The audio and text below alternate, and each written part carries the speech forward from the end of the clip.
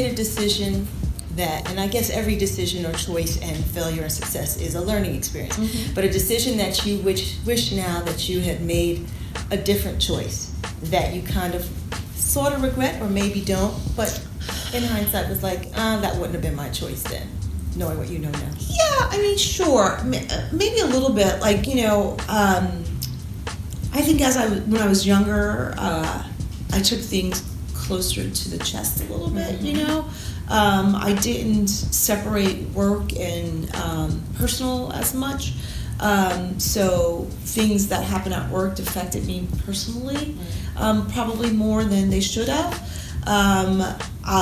So maybe some of that, but I don't really look or dwell on those things in terms of wishing I hadn't.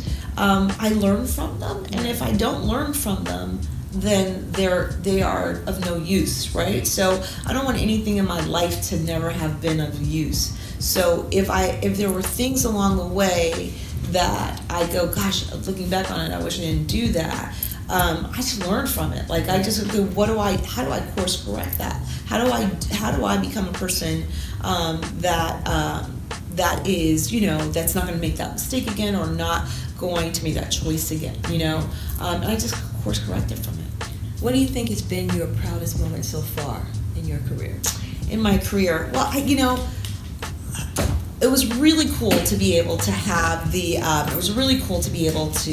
a show that I produced for HBO and see your name.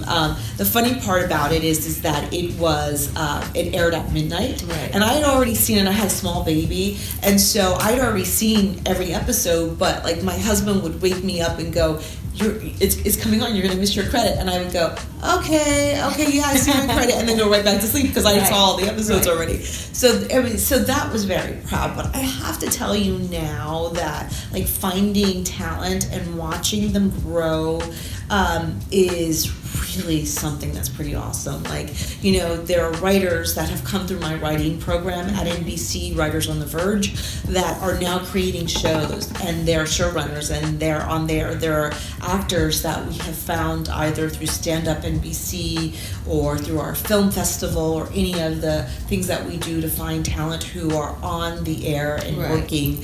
There was someone who won Stand Up NBC, not this past year, but the year before. Dulce Sloan is her name, and she's now a correspondent for Trevor Noah. And we were just at the Emmys, and she introduced me, and I was like,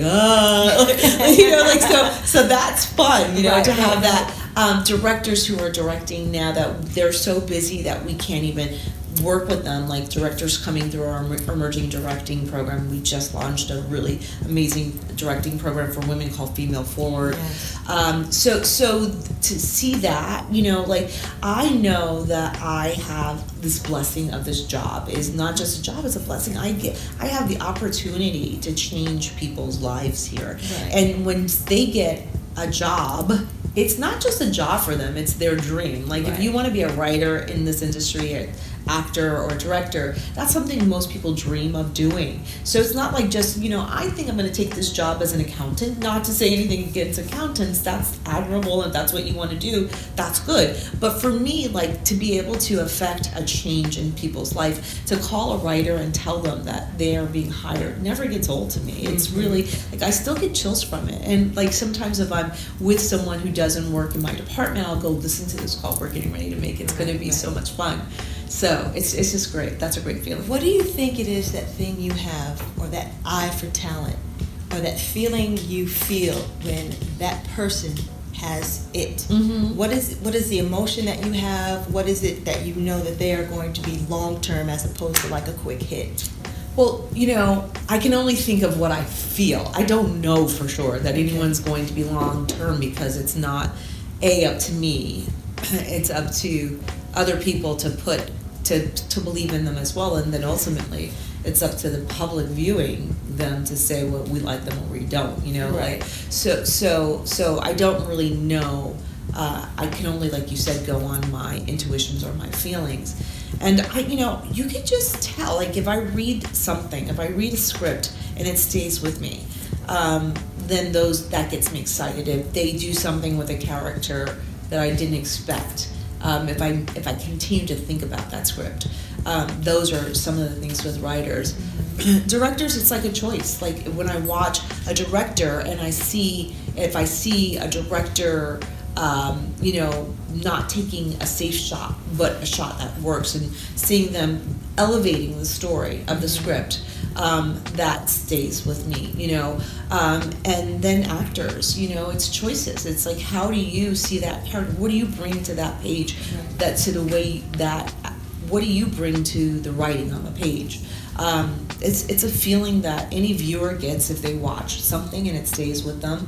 It's not just, it's people behind that who made that happen. So anyone, has an opinion, has a point of view. I just kind of base mine on a lot of years of experience. Plus, I've watched television all my life, Of course. So, yeah. Of course. What has been the intimidation factor? Because you hold a huge title, Senior VP of Talent Development. So even prior to meeting your husband, being in an executive position, because there are a lot of men who are intimidated by women, or they say they appreciate it, and then kind of there's that intimidation factor, or even when you walk into a room and there's still primarily a bunch of men at the table, and here you are with all this knowledge and experience. How do you handle that intimidation factor? Because then it's people looking at you like, oh, she's a bitch with an attitude, she's this, she's, I don't think anyone would ever I work hard, never, I don't have to work hard. It's like I said earlier, I really believe in treating people how I want to be treated. I also have learned really early in this industry that the power you speak of doesn't belong to me. It belongs to the chair I sit in.